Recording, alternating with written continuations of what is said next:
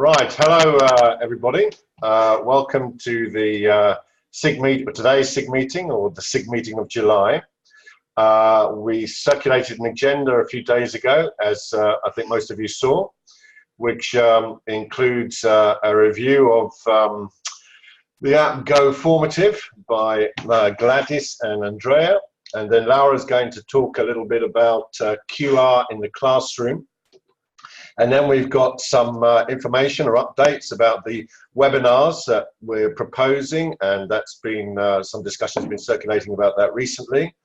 And then we've got a video sent in by Flavia, who attended a Google Education event, which we can watch and have a look at and comment on as well. And that's the agenda for today. There's also opportunities at the end, as there usually is, for other business and other things and other matters to come up. So let's make a start. The first thing I wanted to do was just have a quick review of what we did last time, just so everybody's up to speed, and give people time to join in as they're coming along. As you've noticed now that we've started recording things on the blog, which has been going for a couple of months, and that's probably the best place to look for what we do every meeting when we finally put it up. So to know what we did last time, for example, you can just hop over to the blog.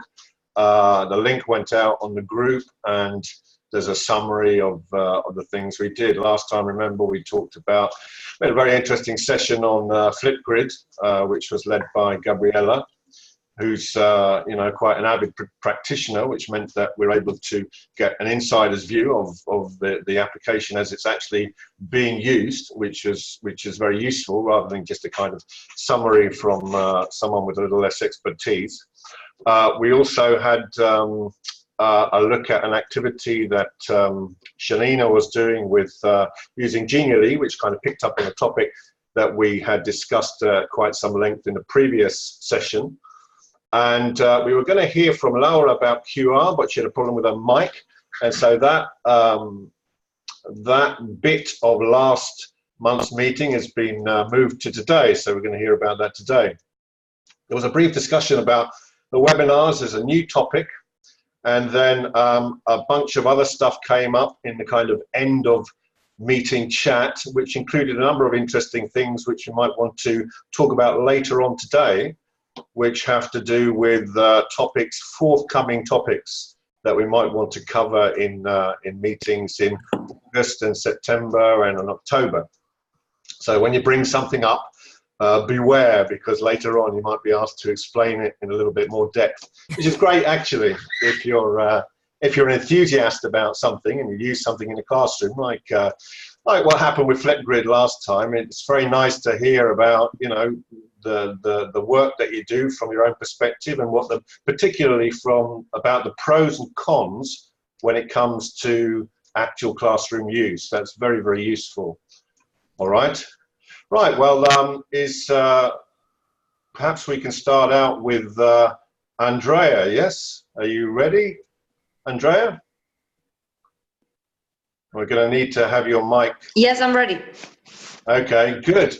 Right, well, I'll pass it over to you then. You're going to start to talk about Go Formative. All right, so to start with, I would like to say that I'm just going to go quickly through all of the features, and if you have any questions, I would be happy to answer by the end if we have time. Okay, that said, I'll start sharing my screen. Okay, so can you all see my screen now? Yeah. Yes. All right, great. Now, first of all, we just go to goformative.com.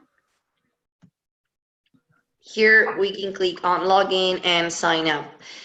In order to sign up, it's quite easy. You can just you have to go as I'm a teacher, sign in with Google, and then you select the account. As I'm already a user, I would just go through login. But this is just, you sign up as, it's the same everywhere, let's just say.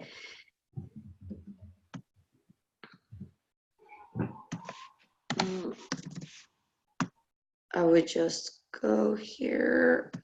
I choose my account.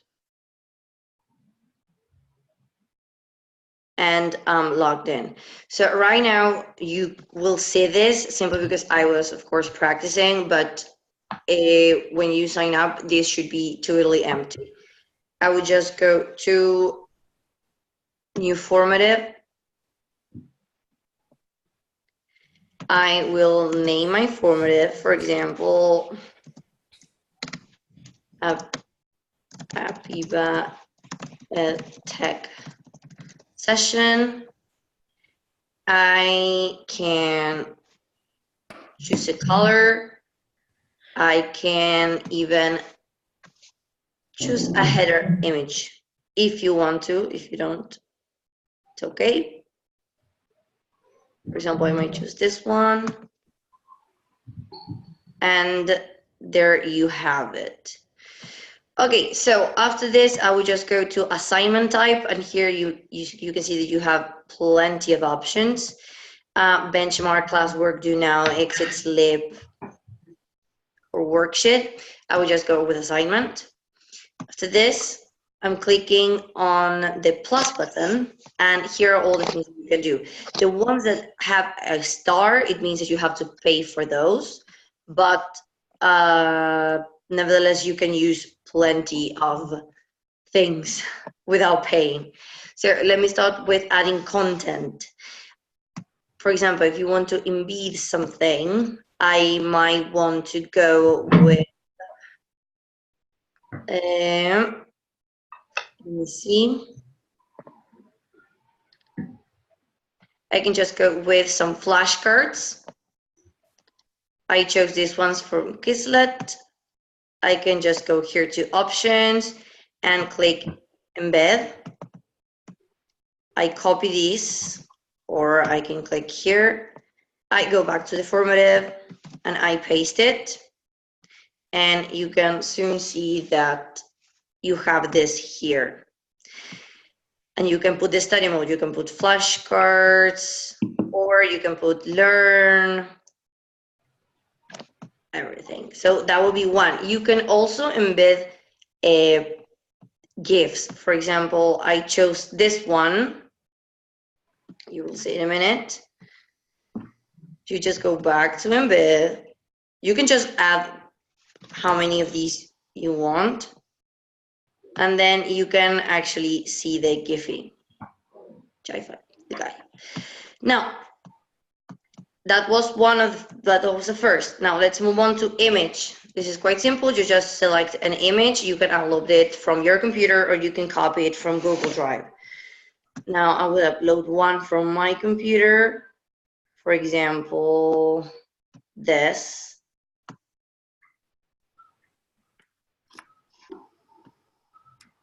And you can see the picture, or you can copy it from Google Drive.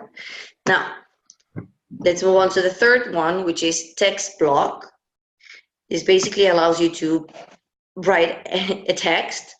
I decided in this case to use a short story, but you can choose, of course, whatever you want. For example, this one, the boy who cried wolf. I will choose this story. I will copy it, and I'll paste this right here. And as you can see, you can these one are in bold. You can put them in italic. You can underline them.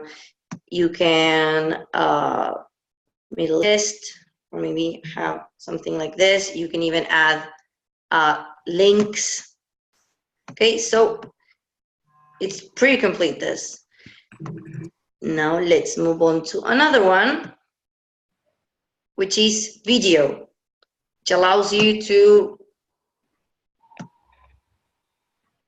paste a YouTube video URL. For example, I chose this one. You just click here you copy it, and then you go back and click on update. And you can see the video right there without having to go to YouTube. Okay. And then you can add whiteboard, which is quite simple. But the thing is that the size, it's just like that. You cannot make it any bigger. So you can edit whiteboard, you can write things, you can make straight lines, circles, square. Okay, or you can just add a picture. For example, we choose this one. And this you can change the size or the rotation, if you may. So for example, I choose this one and I will write a text. Just click here where you have the T, and you just write whatever you want to write. For example, this.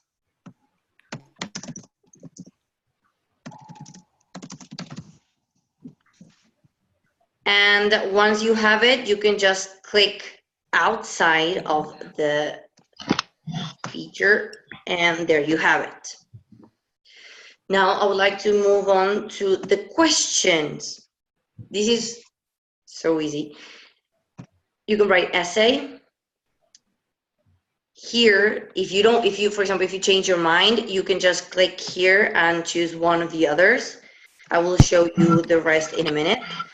So you have essay. Here, you can add the points. Let's just say 10 points. This activity is for 10 points. And here you just type the question. For example, some people believe that children should not be given homework every day, while others believe that they must do homework every day in order to be successful at school. So discuss both sides and give your opinion. So just write the question. Okay. And once you have it, they will have the students. I will then show you the students will have a space where they can write their own responses. Now let's move on to multiple choice. This is also quite simple. For example, you just write your question. What does TTT stand for? So you can have the options here. Teacher talking time, travel in terrorist town, and team time trial.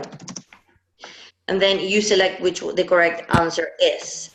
Now, if you pay, they will randomize the order. Otherwise, it will appear, the order will be the same as you have just written down. Okay, so that's multiple choice. Let's go to multiple selection. For example, if you're teaching phonetics, which of these words contain a diphthong? And you just put here the options: cry, house, and sleep. And you can select the 2 correct answers or the 3 correct answers, how many you want. And again, in this part, you can also randomize the order if you pay, or if you can allow partial credit or not. But this is only if you pay. And still, you can change the points. For example, I say this is 50 points, or this is 40 points. You can change that as well. Now, let's move on to short answer. For example, you write the question, FC stands for, and the students have to write. The thing is that they have to write the exact same thing, otherwise they would not get a point. For example, first certificate in English, or I can write it in like this, first certificate in English. So however they write it, if they wrote one of these two options, they would got it correctly. Or first certificate in English. Now, as you say, case sensitive, it means that you will, if they write in capital letter or in lowercase, it doesn't matter. But if you don't pay, you will have to write all like this. You will have to write it like this. Okay, now let's move on to show your work, which is basically, for example, draw a heart. And then the student will have the whiteboard in order to complete that. Okay, and then, for example, a true or false exercise. In case you're teaching, for example, history at a profesorado, the Norwegian king invaded northern England in 1066, and then you just choose what's the correct option, which is true. So these are all the things that you can do. I hope that I explained them simple enough for you to understand in quite quickly. Okay, now once you have this, we will just assign this. So I will go here where it says assign. Now, as I say, I already have a class which I created yesterday, but you can create a new one by clicking where it says add new class. You will just write the class name, for example, Apiba EdTech session, and you will write an abbreviation. For example, A2, and you choose the class color. So once you have that, you will have it here. So you just click where it says Apiba EdTech session in my case, and you can adjust some settings. For example, don't show scores. You can change it to instantly when closed after students submit. And where it says return correct answers, it can be when closed, after student submits, and don't show my answers. So. Sorry, Andrea, you have 5 minutes. Okay. Yeah. I mean, I'm on time. Don't worry. So you just click where it says assign, and the students will have to go to formative, and it will appear like that. But what happens if your students don't have it? Quite simple. You just go to classes. Here, you just go back to classes. You choose this one, and you click on add students. Students already have their accounts.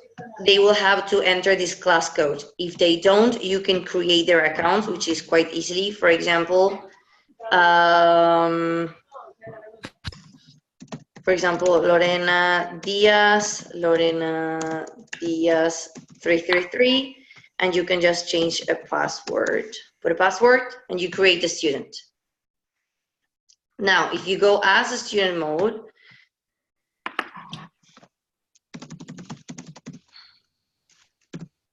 you click here.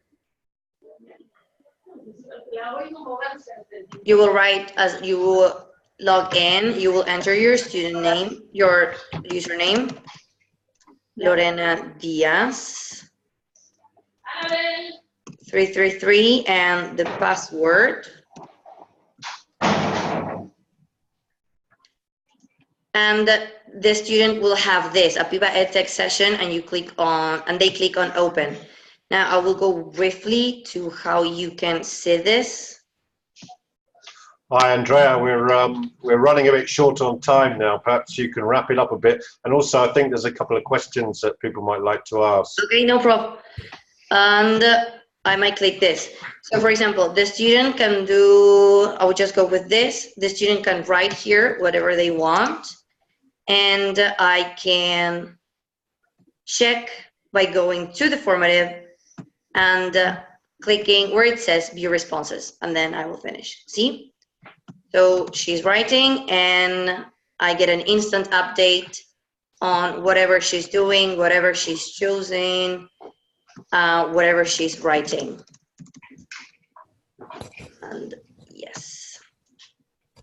So you can just go through the questions here, 1, 2, 3, 4, and I can see what Lorena, in this case, is doing, whether she answered the questions correctly, whether she didn't, or whether she didn't even answer at all. Okay, so that's basically how you can create a formative and how you can see what your students are doing and how they are doing. And I will finish there.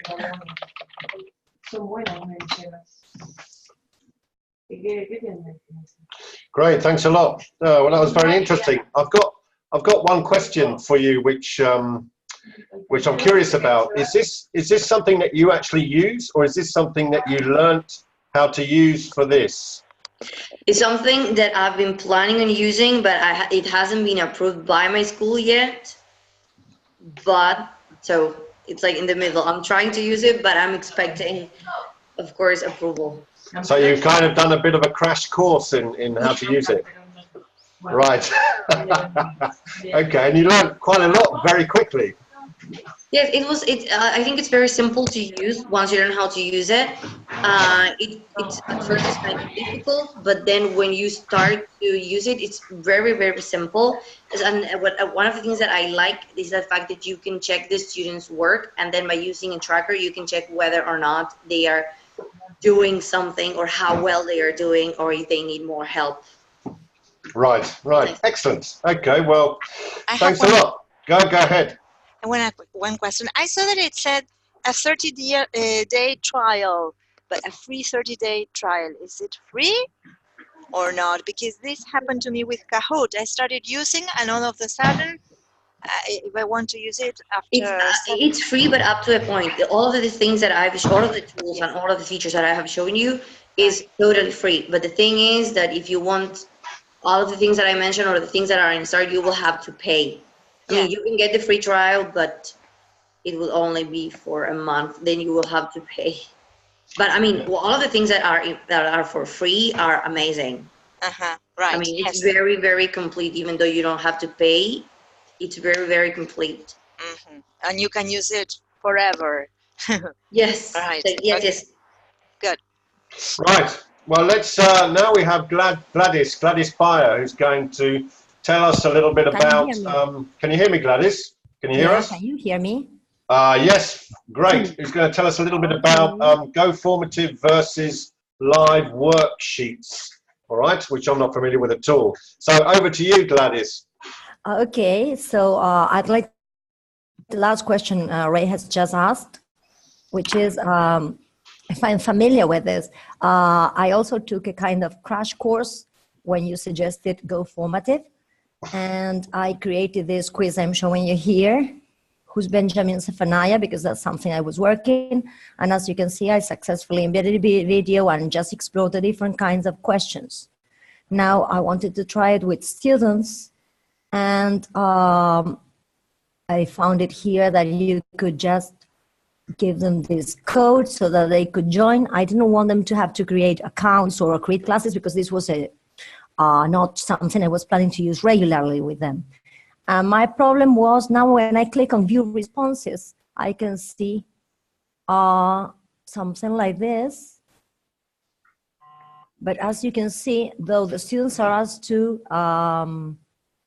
submit their name when they log in, Then I only saw get students. Now, some moments ago, I clicked somewhere and I saw my answers as a student and another student. But as you can see, I found it difficult to identify who had answered what.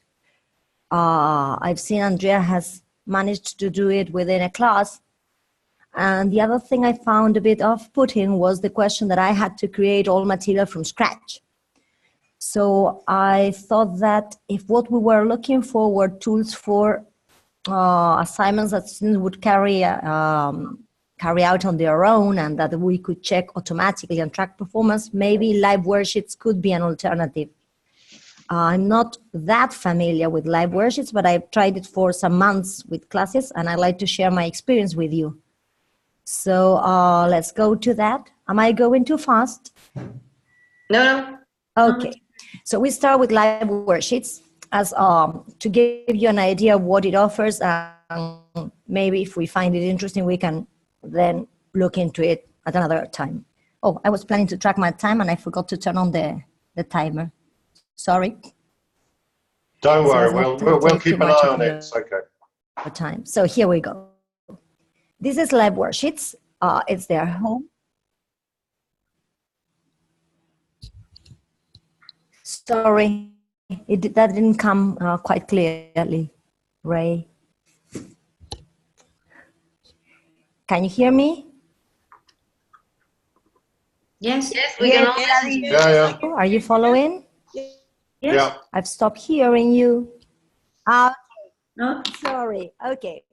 So this is the home page for live worksheets. And here I log in with my teacher access. That was very easy to create. I registered the first time I was there, and that was it. Now, once you have registered, you have all these options there, and we're going to explore them. And the order I found them more useful. The first... Sorry, Gladys, may I interrupt you? Yeah. You need to share again and now share the other screen. I have to share the screen again. You are still in Go formative. What you have to do is to go to the sorry. screen, go to the new screen. Let me catch up on that. Right.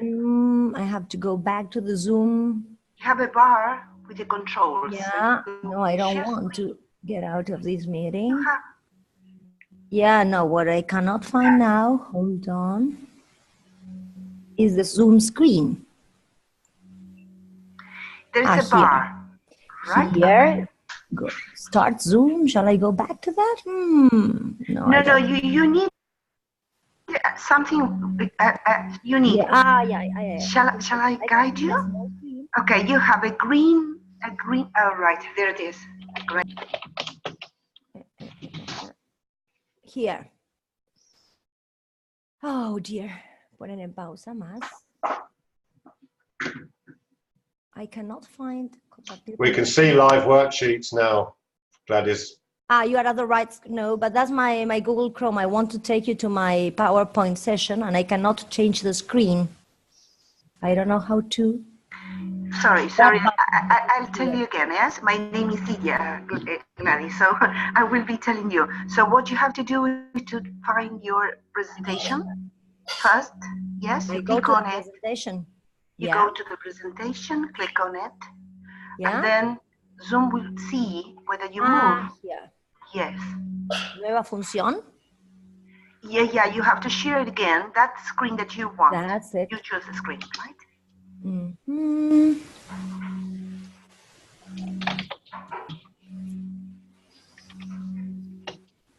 There? There it is. Now go into presentation as it's usually do. But go into present. There. Presentación. There. Yes. There? That's it. There. That's it. Okay. Great. Sorry. Yes. Yes. So that's live worksheets, and off we go. Here, I said that once you have registered, you can see options. You can see now below my name, and now you can see what I see. My worksheets, my students, my workbooks, all that. Yeah. Yeah, we can Great. see. Okay, so let's explore the options. The first thing you can do is simply use the search feature to look for whatever you want. You can try with keywords. Of course, you can use something like ESL, or you can use present perfect. You can try with topics. I found something very interesting on racism when I was looking for Zephaniah, because I had been working with a poem for them. And that's what I really liked about it, because you can find lots of great things created by others. This is an example of things I liked. As you can see, they look very attractive. And so you can perfectly find whatever you want. Let's say your students are working on a certain tense or a lexical area. You can search for activities created by others for that. You add them to your own favorite sheets. Or if you are feeling brave, of course, you can create your own. I've already created one, just one.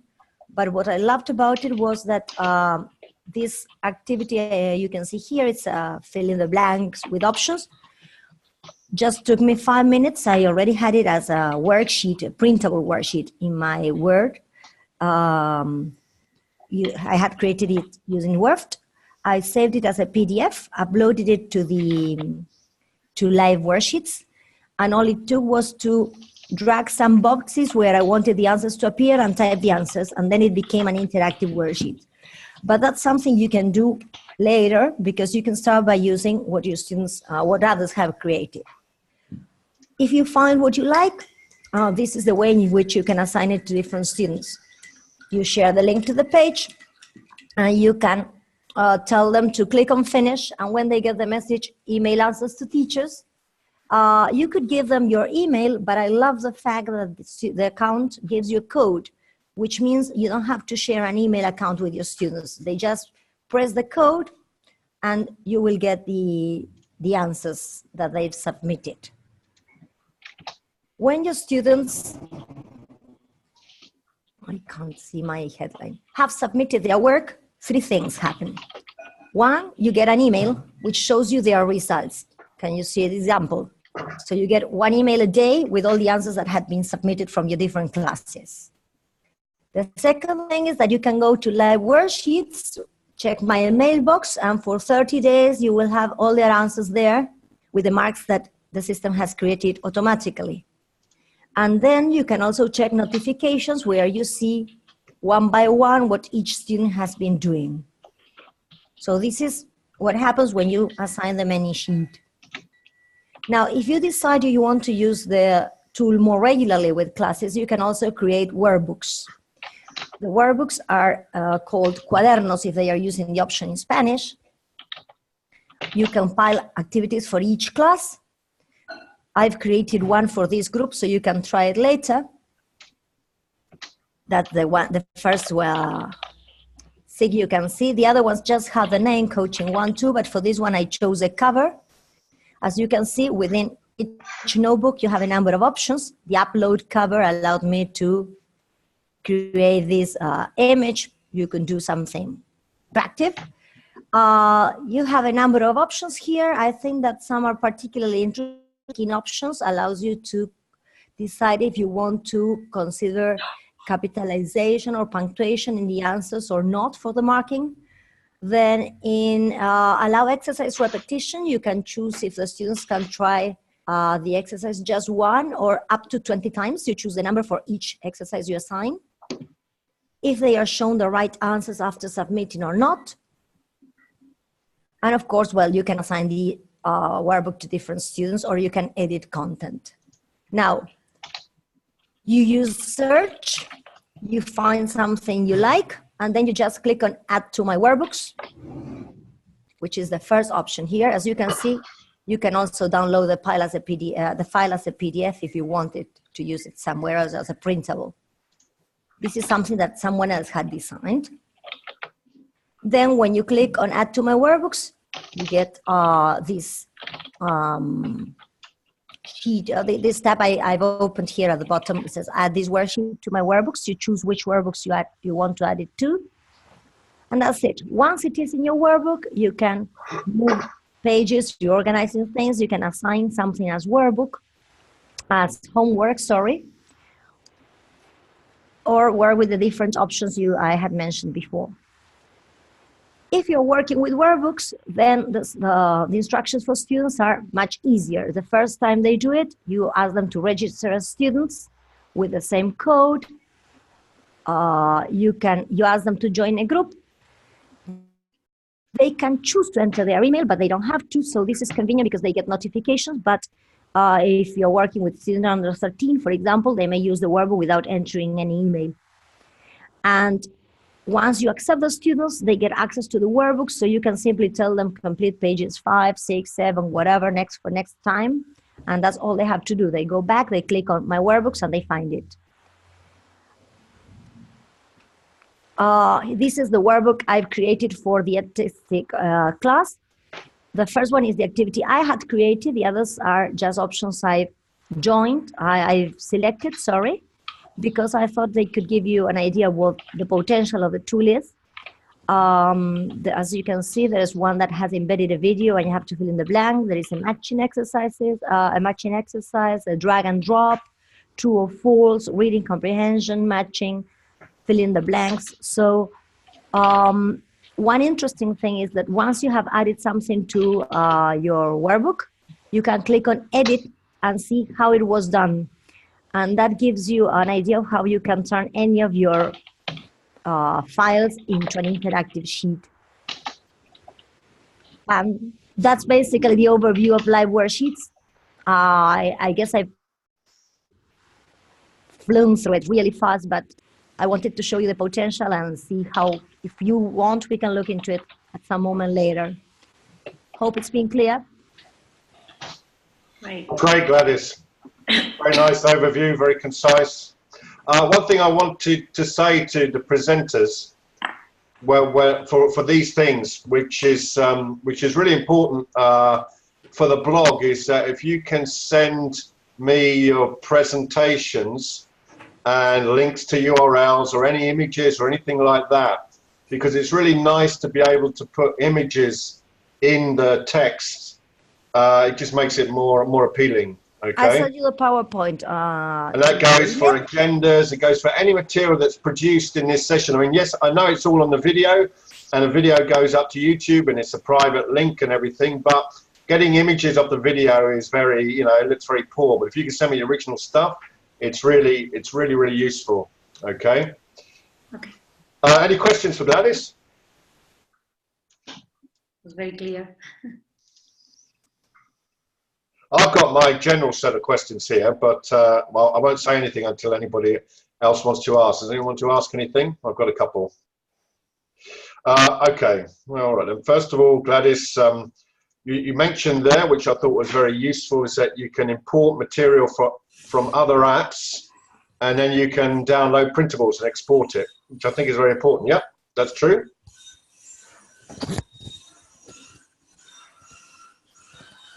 Hello? Gladys, Yeah. you there? Yeah, I heard the introduction, but not the question. You Okay. said I could upload material. You could upload material to the app, you could modify it, and then you could download it again and use it. Yeah. And but, you can use it off the app. Yeah, and the most interesting thing I think is you can turn a Word file, any printable you had created, into an interactive worksheet.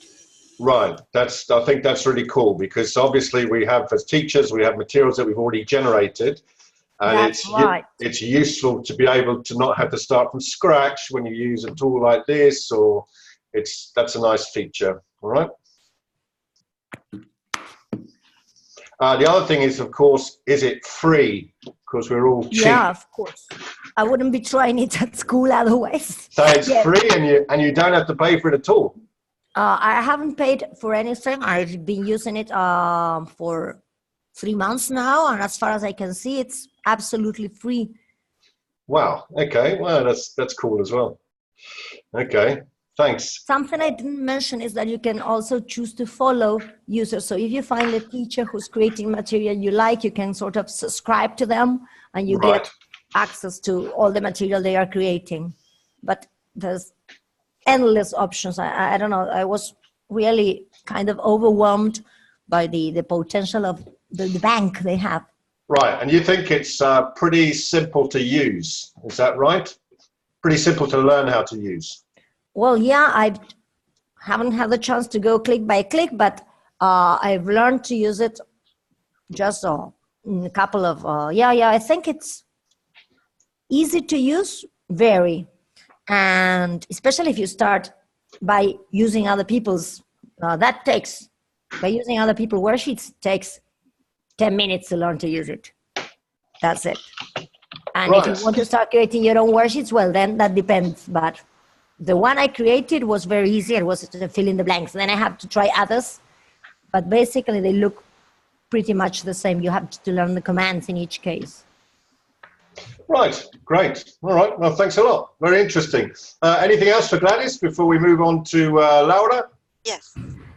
Going back to the free issue, the point is that I don't know if people are changing the topic Kahoot, but this may happen to other applications that we use, that it said that it was free and I use it like for 2 months and all of a sudden I cannot use it anymore. So has this happened? That been recent, Alice? Because last year it was free. I used it for a long time. Ah, right. And I was so happy because when I was watching classes in schools in the US, they were using Kahoot a lot. So I said, good, I'm using it now. And I created an activity and I cannot use it unless I upload it. It's not much. But the thing is that as I'm learning, I want to see all the different tools we have and to use one, two, but if you have to pay for all, it's not. So this is my question, that maybe we are learning things that then we might end. Well, that's a good point, Alice. I think one of the things with these apps, though, is that we know as we go along and as we use them, there's plenty of room in upcoming SIG meetings to update. So if you've come across something like that, bring it to our attention later on and say, well, we thought this one was free that we discussed back a couple of months ago, and now we realise that it isn't. Anyway, let's move on. We're running a bit short of time. Let's move on to Laura now, who's going to talk to us about. Sorry. Hello. May I add one last thing? Yes. One last thing. I'm just double checking. Free plan is for the teacher to have 100 students, 30 private worksheets, 10 groups, and 10 workbooks. Okay. And you can download 10 worksheets a day. Fantastic. Well, I'll put that in the blog. Okay, right. so I'll send you that information too. Okay, thank you. Great, thanks a lot. Right, Laura now is going to talk to us about using QR in the classroom. Yes. All right, you ready there, Laura? Yes. Sorry, great. Okay. But Gladys, you should stop sharing your screen, please. Gladys, are you there? So, sorry, may I help? I don't know who is in control. I don't know how to turn it off. I don't know. I can't find the button that says. Okay, I can Compartir pantalla. No, you should stop sharing. Here, there it is. Right. If not, the person who is in control can pass the control. Where says, I'm sorry, but just to avoid this wasting your time, what you can do is to the person who is in control. I don't know whether it's Marielle. Marielle, I think. The remote control to the person she decides. Yes, Marielle? It's me. It's me. Gabriela. Oh, Gabriela. Gabby. So yes. Anytime you want a different person to have the control, you pass it on to the other person. You have a sort of remote control icon, and you decide the person you want to have the control. And where is it? I cannot find it. At the bar. At the bar. Okay. While they are presenting, you have a look. Okay, thank you. Lydia, you're going to have to give us all a training session on Zoom. Yeah, you're quite an expert. I told Fabrizio yesterday. I think we needed a meeting before, but it was kind of okay. It was just. It would be very, very useful because obviously you're very familiar with it. Absolutely. And we're a bit newbie. Yes, of course. How's it going, Gabriela? You're set? No. It's ready. Okay, so Gabby, now I don't know who's the one. Now it is.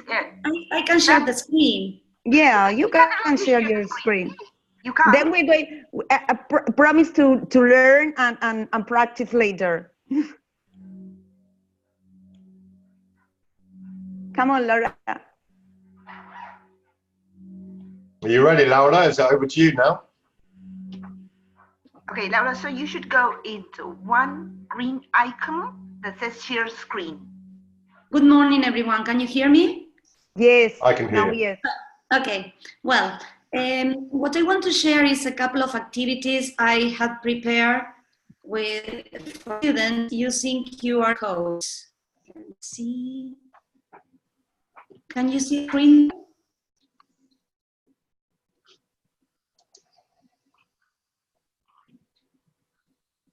Can you see the screen? Yes. Yes, Yes, perfect. Laura, we can see it. Okay, well, this is very easy to prepare. I just went into one of the pages in which you can generate the codes. And well, here you have different options. You can whatever you want, text, cards, URLs, PDF, whatever you want, images. And this is prepared. The first activity is for students first year secondary school.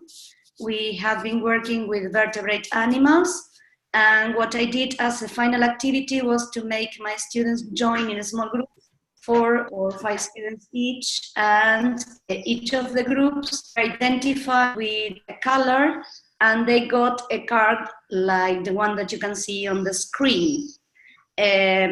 What they had to do was to scan different QR codes that were they were distributed all around the classroom, and according to the characteristic that they got from the codes, they had to write the characteristic under the right heading.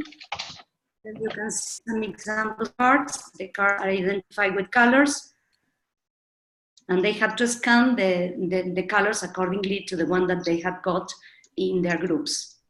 And well, we did it as a kind of game, and well, the team that wins is the one that first completes the card. Another option is, if you want, you can prepare kind of follow-up activity, and in this activity, the students changed groups, and they collaborated to complete the following table with all of the characteristics of these animals. Well, then individually, they went into this page. I don't know if you know it. You can create crazy animals on the page. And well, they pictures, and they described their animals with the real characteristic of vertebrates and invertebrates, but well, of course, they are created animals. There you have the link to the page. Well, the other activity was with a group of students in primary school. We worked with the book Aladdin and the Magic Lamp, and what they had to do was to answer to different questions, scanning the codes, but the answers were written in conscript. And what they had to do was, I called this activity chain reaction, because they had to scan the code, they got the question, but the answer was in another card. And if they got the question right, they could go to the following card. I also prepared 2 cards that led them nowhere. And so, well, if they got them right, they could complete the round up to the first card again. That is what we did with this group of students. Another option, one that it is not included here in the PowerPoint, is, well, students prepare their own questions for their classmates, and then they exchange questions, and they had to answer the questions accordingly to what they got. I don't know, but that's very short. I don't know if anybody has got a question. Yeah, Laura, how long have you been using this? How long? Yeah. Yes, it's very short. The activities are very easy to prepare. The thing that requires the most time is, well, you have to download the cards into your computer, and then you have to stick them in different places in the classroom. But well, that is the one that takes the longer. I have been using these QR activities for a long time. Last year, we also did some activities using them. Especially, well, they have another activity that I did with my students was for them to get a picture with the QR, and they had to create a story. They had to create a story according to the picture that they got. Right, okay. And this means that they're using their phones in the class and Yes. using them for something productive. Yes, that is what they do. It is one option for them to use the mobile phones. Right. They are always eager to use them. I have a question. Go ahead. Two actually. One is, do the students need to have any app installed in their phone so that they can do it? And Good. two is what's the advantage to showing the question between giving them the QR code and giving them the question itself on a card? Well, yes, practically it is. Basically, it is the same activity. They can get the same activity in another form, of course. But well, they get enthusiastic about using their mobile phones, and well, they want to know what the question is about. And as regards the application, some mobile phones you can scan the codes with the camera, and in some other with some other systems you will have to download an application. There are many of them which scan QR codes. It depends on the phone. Right. Yes, it depends on the phone and the system they have. I noticed this. Thank you. The use of QR is kind of becoming quite ubiquitous now. I mean, you can, particularly in a number of places, you can buy stuff using QR if you have Mercado Pago and these types of things. And I think that, I suppose one of the things about this app in the class, I was surprised when I heard that people were using it in the classroom. But I guess it kind of makes the kids get enthusiastic about, you know, what's this, and I can get my phone out and I can have a look at it. And that might be one of the biggest things about it, is it? That it kind of engages them in that way because it's very novel. Is that true? Yes. Yes, that's true. Right. Okay. Well, any other questions for Laura? Anybody? Okay, I've got my usual ones. Is it free, Laura? All Yes. the stuff you mentioned? Yes, it is completely free. Yes, most of the pages to create QRs are completely free. In some cases, if you want to do something else, you are asked to pay. But well, I never use pages in which I have to pay or my students have to pay. Right, okay. And in terms of using pre-prepared material, I've got a worksheet that I want to use or whatever. Can I put this in QR form and apply it, or what? I have never tried it, but I suppose that you can, because you have the option, for example, of transforming a PDF into a QR code. So I suppose it is possible. Okay. All right, I see. Right, okay. Great. Any more questions for Laura? One for me. When you said that you have different pages, right, for QR, don't you have one main page to sign up? This is the one that I use. The one that you can see here. This is the one that I use. Let me see if I can. This? Yes, the one that you can see there. Here. QR code generator. QR code generator. Okay, yes. good. And well, here, this side of the screen. Yeah. You enter your website, your text. You can drop a file from your computer. Yes, and then you just create the code and download it. Here you have the option. You can change the color, the frame, whatever you want to do with it, and you download it into your computer. Mhm. Thank you. You're welcome. Right, any other questions for Laura, or shall we move on? Right, well, let's move on then. Thanks a lot, Laura. That was a very nice overview. And I'm glad that this time we could get the microphone working. Because we had some overwhelming technical difficulties last time. Anyway, right, so now the next item on the agenda is about webinars. And we've also got a short video as well from Flavia. What do you want to do? Do you want to do the webinars because it might take a little longer, or do you want to watch the 5-minute video? Ray, I prefer to tell you about the webinars, to take the secrets about the webinar, because it is short. What do you? Okay, all right, let's go ahead. Okay. All right, so Gabriella then is going to tell us about, give us an update on what the webinar situation is. Hi, everybody. How are you? Well, this is something. Hello, Ceci. This is something very short. I announced it in the chat group.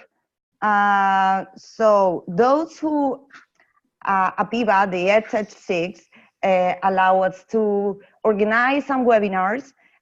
So those who are interested in presenting some of your issues, maybe some of the topics you prepare for our meetings, those who are interested in doing that.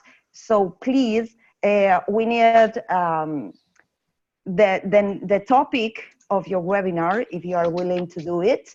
And there are some questions and some stuff you need to consider before sending your proposals, okay? So I'm going to send you again all the PDF and all the requirements you need to apply for the webinar. So I know that some of you are very interested on that. So Gabriela? Yes, Gladys? Do they have to be in September? This is what we were thinking about, but we can change it. So it depends on the speakers, okay? So okay, maybe because I was thinking of working on something, but I can't definitely make it in September. That's why I stopped asking.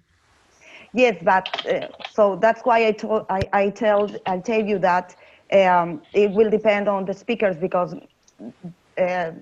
we can schedule different times. I don't know if Marielle can help me with that. Marielle, are you here? Because she was in the. I think she has left. Okay. Okay. So yes, but I think that we won't have problems with that. So we can change the dates. So okay. So we reply to you with the ideas and the possibilities, and then we see. Okay. Yes, exactly. Perfect. Because this is what APIVA needs. So the topics and the names of the speakers and your fees, if you waive them, or if you, et cetera, et cetera, et cetera. So many bureaucratic things.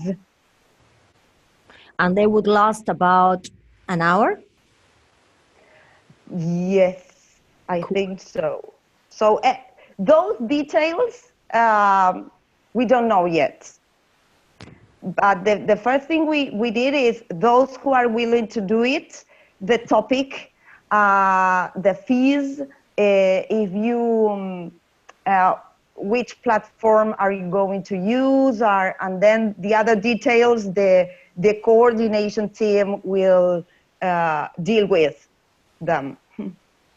Perfect. Can I just say something? I understand there are probably some SIGers who have experience of giving webinars. Is that right? Who does? Anyone here? Lydia? I did it twice. Right. Lydia. Because maybe, let's see today, but at the end of it, perhaps you could give us some feedback on things you've noticed when you've done it, because it's always very useful to hear from people who've actually got experience doing it and the kind of, you know, the things that have gone well and the things haven't. But anyway, let's see how we get on with what we've got, and if we have a bit of time, we can do it. If not, we can do it in another session. Okay. Anyway, carry on, Gabriela. Okay, that's it. I'm going to send you the PDF and with the requirements to apply for the webinars. Okay. Great. Yeah. Okay. Good. That's all. Thank you.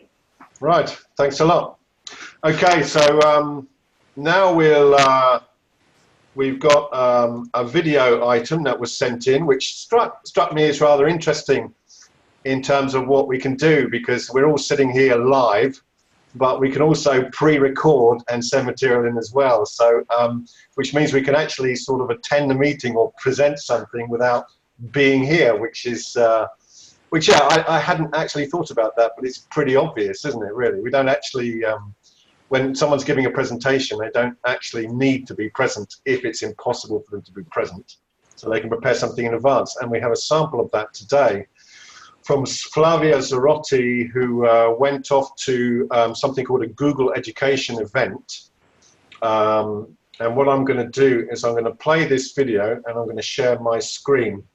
And seeing as I'm going to go into the realm of the completely unknown for me, perhaps Lydia is on hand to save me when it all goes horribly wrong. Is Lydia there? Here I am, yeah. Okay, so I'm going to play it.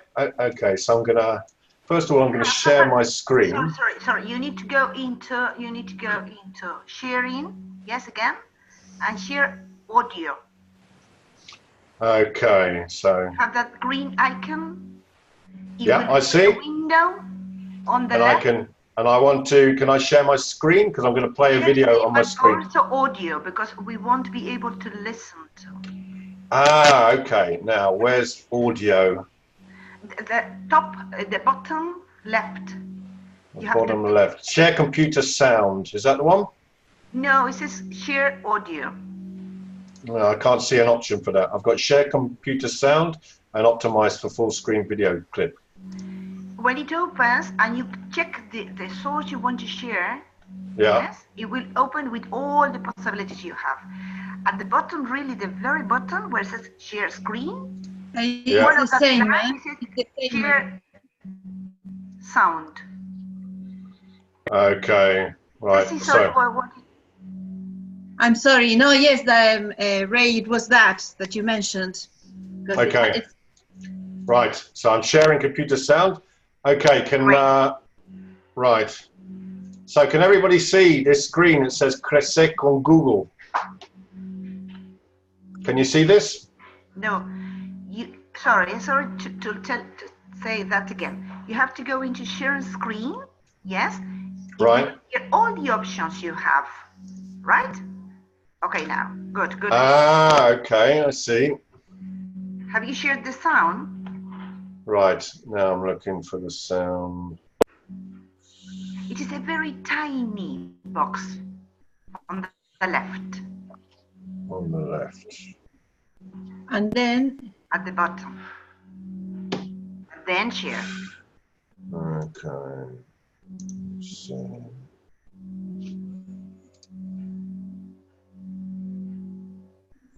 Stop sharing. I'm sorry. Is that working? No? Yes, it is. Yes, it is. Yes. Okay. Right then. So I'm going to play it now. All right. Just send me a chat if it's not working. Okay. Oh, it is. Yes, it is.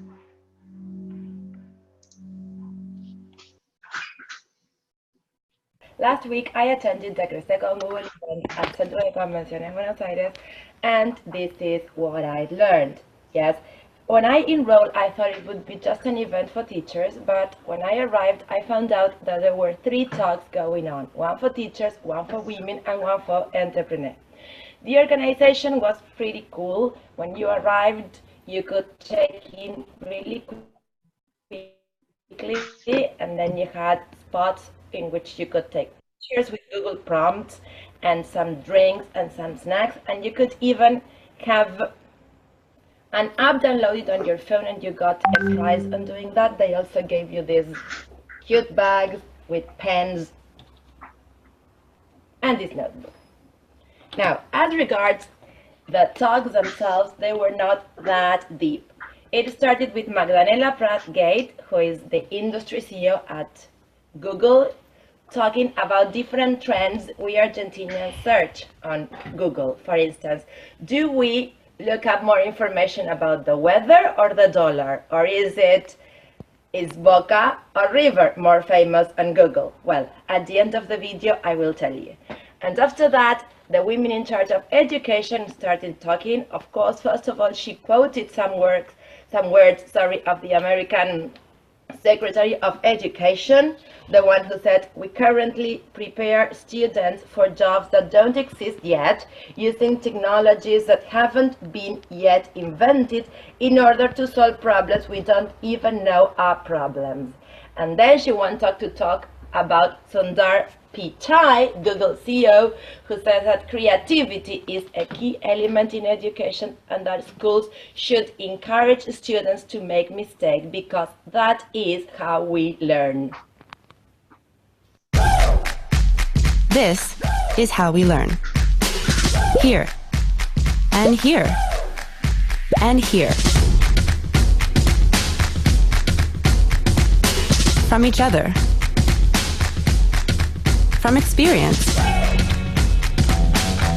This is how we learn. And this is how we learn.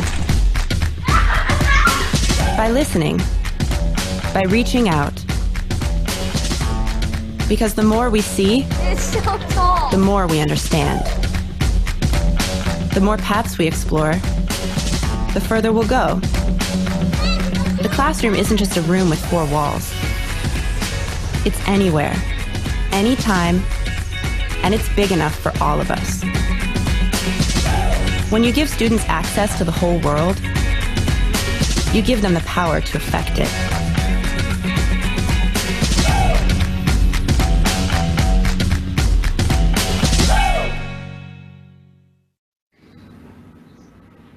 So, in order to learn this way, Google offers different tools for teachers and students. Yes, Google Classroom, Google Doc, and Google Form. They didn't show many things about Google Classroom, but you can go on classroom.google.com and you can see how it works. You can register as a teacher or you can register your institution creating a G Suite account. And if you're a student, your teacher will give you a code to access the classroom. Yes. Another thing they show us were the Google Teacher Center, which is also on that site. And there you can have different courses, let's say, given different certification to teachers, especially in teacher citizenship, digital citizenship. And the last tool they showed us was the program Be Internet Awesome. I couldn't imagine what the world would be like without internet today. It'd be nothing but chaos. I try to prepare him for the real world. I'm not with him 24/7, so I can't protect him all the time, can I? Kids are inherently curious, and on the internet there's so much knowledge and information that I need to make sure that as an educator that I'm teaching them the skills that they need to start to look out for themselves. The Be Internet Awesome program is designed to teach students in a fun way how to be safe online. You're on a web page and you see a button that says click here and you could win $1 million. What do you think would happen? Yeah, Matthew. Get scammed. Maybe you'd get scammed. Ethan. Whatever you're on could get a virus. What do you do if someone you don't know tries to follow you? I block them because I have a private account. Excellent. We are about to journey into a place that's called Interland to learn how to be internet awesome. Yes. 100 points! Good job, Zaire. All right. You got it. What they do online now is something that's going to follow them for the rest of their lives. The lessons we're doing and the activities that we're doing in the classroom are making an impact. They are developing the skills that they need in order to be able to keep themselves safe online. Looks like it'd be real. It's fake, because look how internet is spelled. Then I would have got fish with me. Nowadays, the internet is the way people see you. anybody can post anything on the internet, and sometimes those things that they post are not okay. Be respectful to others. If somebody gets hurt, try to help them. If you come across something that's either inappropriate or like bullying or just anything that makes you feel uncomfortable, you should tell somebody. Be internet awesome.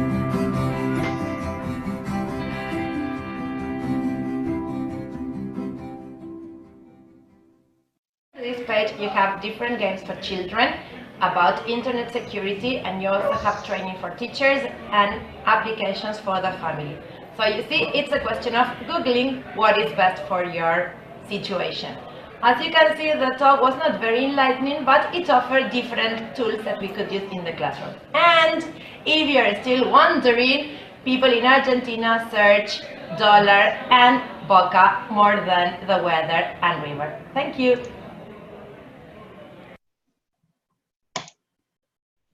Right then, so are we back online? Yeah, everybody can hear me? Yes. Yes, okay, Ray. all right. So what do you think about that then?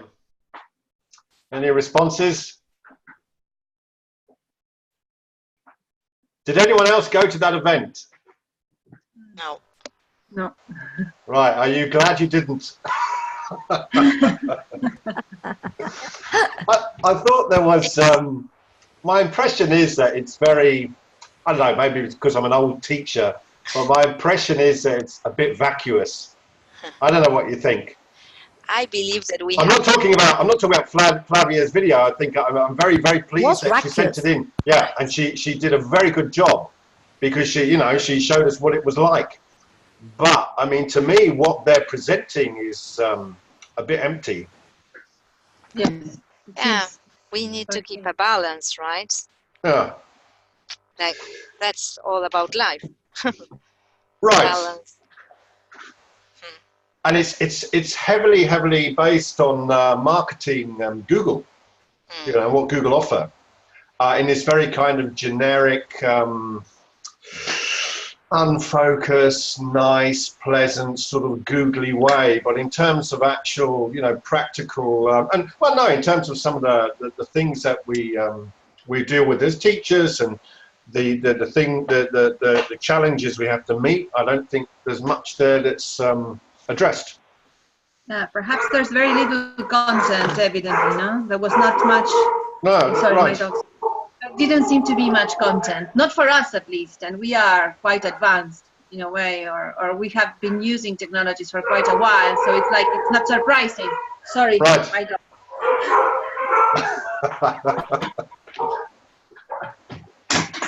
Yes, and Cecilia's dog is giving us a lot of feedback.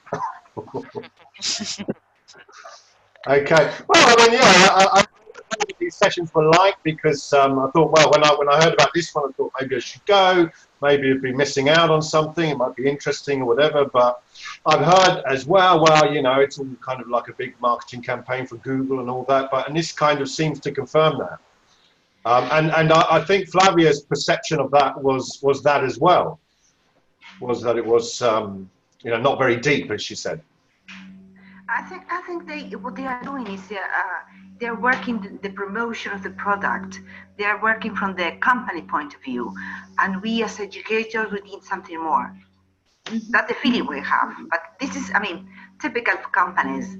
They try to sell a product, and that's it. They don't mind about teaching. That's right. the point. That's my opinion. Yeah. Anyway, it was something good. But that she talked about this question of prevention and so on. But mostly the message is if you are in Google, you are in. If not, you are out. That's the message.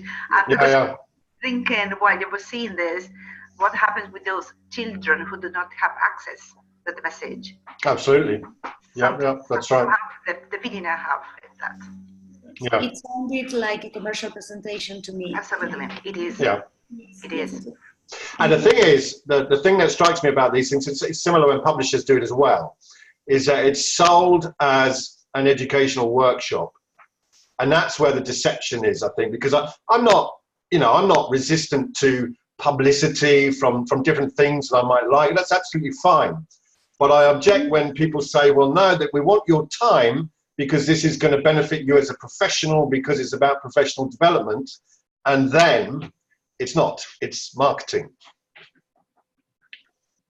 I don't know what you think about that, but I think that's always kind of been a long-standing issue in with teachers and public and relations with big publishers as well. You know, and now it's the big internet companies are kind of taking over that role as well and behaving in quite the same way.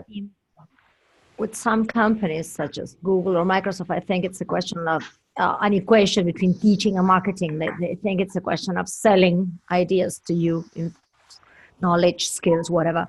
So to them, I guess what they are doing sounds like teaching. Maybe we have a different view, and that's where we go in and we need more reflection and more theoretical background. Right, yeah. Okay then. Well, then a big thank you to Flavia for sending that in. We'll send that to her and she'll watch the video afterwards anyway. Right, so now we're out of agenda items for today, which takes us into the mystery section of the meeting, which is something called Any Other Business, which is if there's things that SIGers who are online want to bring up, now's the chance to do it. All right, we've got about 10 minutes left where you can bring up things that are of interest to you. And if not, we can revisit what we mentioned earlier, which was the personal experience and advice from experienced webinaristas. Well, is that a word? I'm not sure it is, but anyway. So, any other business from anyone? Is there something that people are dying to communicate because something's happened recently, or what?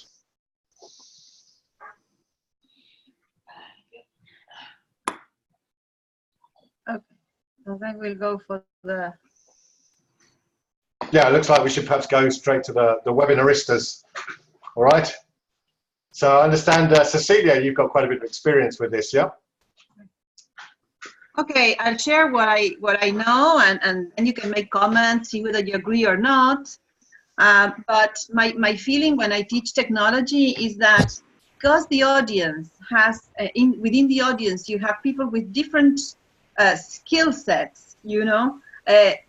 Some things are going to be very difficult for some and very simple for others, and sometimes they don't get the fact that you are not just sharing the tool, you are sharing the pedagogy.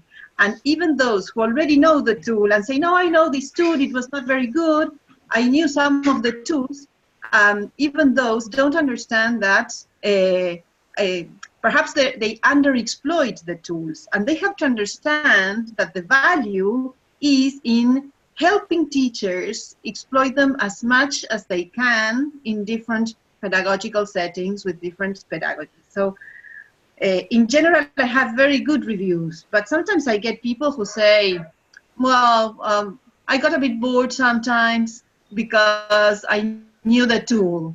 Well, sooner or later, I mean, there will always be people who know some of the tools. And even if I say that at the beginning, listen, maybe you will know some of the tools, but just try to see how we are using them, because probably you're not exploiting them fully. But anyway, they want to say, oh, I knew it. So with technology, I see basically that's one of the things that is typical. And another thing is that people tend to, they get engaged. I try to organize activities in which they have to participate in the chat or somehow respond. I like using the screen, you know, the whiteboard, so that they, you know, every now and then it's good to interrupt the presentation by asking people what they know. For example, you can place a map, a world map, to see where they are from, and they have to click or write circles there, or a matching activity in the PowerPoint. That's why it's good to start a little before and get them to, you know, play a little with the tools. But making it interactive is very necessary, I think. Speaking as someone who has sometimes there's difficulty connecting a projector. When you say, I'm going to use the whiteboard and I'm going to link this and link that to all these, how does that actually work? I mean, you must develop quite an extensive skill set to be able to do all that and make it run smoothly. Oh, yes, let's try. Let's see, I don't have permission. But when you share the screen, I don't know if you noticed when, let's see if can somebody share, I don't know if you want to try it now or, Zoom allows you to have a whiteboard. When somebody is sharing a screen, perhaps Lydia, you can share any PowerPoint, or Gladys, since you have. Oh, I see it. Yeah, I see it in the control panel. There's a thing called a whiteboard. Okay. Yes, and it's very nice because you know, you can. No, but we have to wait until somebody shares something. There. Okay, so you go to Ver Opciones. See options. Maybe you have it in English, right? Yeah, I see it. Yeah, I'm watching yours. Anotar. Okay. You're watching me. I have host. Yeah. Okay, hosting. Lydia. So this is what you ask. I mean, all of you have the possibility of going to Ver Opciones, don't you? Yes. Okay, and you can all write and or type things and. Okay. That's pretty cool then. Now that's a feature that Zoom has that, for example, Google Hangouts and Skype and that you can't do. Is that right? So you can write text. You can. So perhaps when we design, if we want to be original and exploit this tool and really make it interactive, we can use the chat, which is a good place. For example. As we told you in the BC group in EdTech, we used Kahoot, but we didn't want to risk not having a connection. So we played Kahoot, but with the chat. And people had to type in the chat whether they chose blue option, green option, red option. So red, blue, green. And it was really great. It was fun. It was dynamic. And even though we didn't get the fantastic feature of Kahoot, which is knowing which you know, who the winner is. Well, they did play and they did learn, and it was very short and sweet. And we could, you know, using the chat is good for making it dynamic, using the board and inserting every now and then in our presentations a moment in which we ask people to share either what they think, a summary of what we've seen, or ways of exploiting it, or just testing their knowledge of what we have seen before, or anticipating what will come. So we collect information about interests, needs, whatever. And when we do that, that helps us because the presentation has already been designed, the PowerPoint. But by asking about their expectations along, you know, halfway through the presentation, we can adjust our discourse to what's and to make it more customized, to make the second part of the webinar, say, more customized, so that they can leave the session feeling, oh, there's something in it for me and I've taken it, you know. So, well, that's my suggestion. I don't know. That's great. That's very interesting. I think one of the things that strikes me is that it's the days have long gone when it just meant, you know, pointing a camera at your head and giving a class, because now there's all these tools that are integrated into these platforms, which mean you can be quite mobile and move around and use a variety of different media as you're doing the thing live. But obviously that takes ability and it takes experience, because it's not something you just, you know, do like that. So, you know, you need a bit of, I mean, how long have you been, for example, how long have you been doing this? And when did you start to feel confident about it? Confident? I don't know. I enjoy these things. So I'm always learning. So if I make a mistake, well, in fact, in the last webinar that I gave, I don't know what happened. I skipped one of the slides and I couldn't find it. So I said, okay, listen, I'll tell you about this. And well, And then I found it. I don't know what happened. That slide, you know, vanished into thin air. Couldn't find it. Right. I don't know. I've been giving webinars for not so long, really. Maybe, I don't know, a couple of years. But it also strikes me as something that is going to grow in terms of the way we give classes. It's already happening. It's been happening for quite a while. And so, but what's changing is, of course, the versatility of the platforms, which means there's a constant need to be updated in terms of what you can do online at that moment to make it interesting. And of course, you know, there's always the issue of making it interesting because somebody else is coming along and they're adding this or that gimmick and they're making it more interesting, which is always a kind of competition with the content. Because at the end of the day, you know, we're interested in giving something substantial, not just something that's bells and whistles and fancy lights and whatever, but we're up against those people with their bells and whistles and fancy lights, you know, so it's, yes. So yes. Well, I personally believe in recipes, and when we see technology, we have to give them the step-by-step, but at the same time, I believe in the flying around and thinking of options. So I think that and the last thing I can say about this, my final tip would be to work on their expectations, because much in the same way as you said, that you very well said, Ray, that platforms are giving versatility, I think that the content has to be versatile too. And as we know, the range of knowledge and skill sets of the audience is really wide. So we have to anticipate, it works for me, and I think it helps, as I said, to collect information about their expectations, what they expect to get in this webinar. Right. And then when you first start, you say, okay, you have mentioned that you wanted this. It can be through a form before, or you can ask that at the beginning of the webinar in 5 minutes. What are you expecting to take home? What takeaway? Right. And so a bit of audience research. Tailor-made, you personalize the webinar to that. So right. I think that that's the greatest advice I can give. Right. Okay, well, it's 10:30. It's the scheduled time of departure. I think it's been a very interesting session today, and it's all on video, so you can go back over it and review bits of it. And I'll be writing it all up in a blog quickly now because it's in my mind. Whereas last time I waited a month and it all kind of floated away, and I had to watch the video all over again. But anyway, I think we'll leave it there for today, right? And I think we've also got plenty of interesting things to pick up on in the next session.